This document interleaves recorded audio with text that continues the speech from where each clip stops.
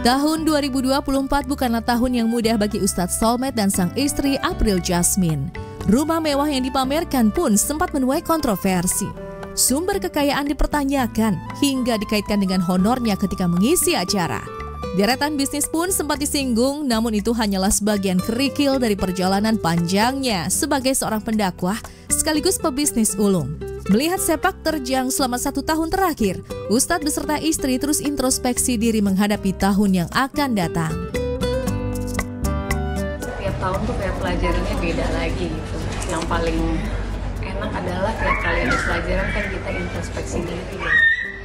Ngembaliin ke diri sendiri, dan ternyata jelang umur 40 ya makin mature gitu, cara pola pikirnya beda, secara emosionalnya juga udah beda gitu, karena melakukan sesuatu tuh dipikir dulu, pikir panjang lagi efeknya bagaimana. Jadi ya kayak gitu-gitu, alhamdulillah lah ngerasainnya sama suami ya, pokoknya kita makin solid. Terus bicaranya kan sekarang udah banyak ngomonginnya tentang masa depan anak-anak, terus targetnya seperti apa ya, pokoknya gitulah. Berharapnya kita bisa jadi orang tua yang manfaat, bukan cuma buat anak kita tapi buat banyak anak orang di luar sana.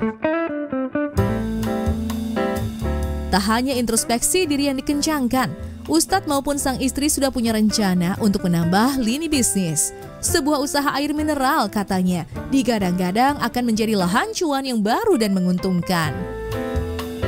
Nambah bisnis baru yang lebih berkembang lagi. Bisnis dalam bidang apa? Kepinginnya sih air, bismillah. Air mineral, air Yes. Iya. Iya, air itu kan sumber kehidupan.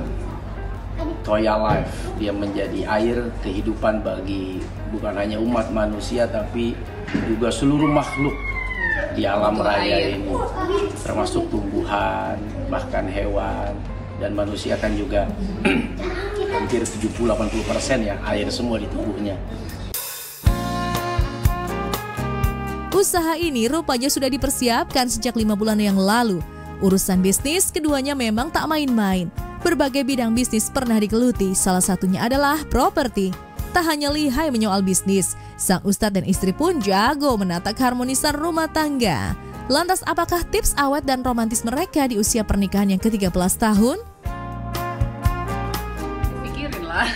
Dijalanin. Di bawah santai. Jadi kalau aku sama Ustadz rasanya udah kayak teman.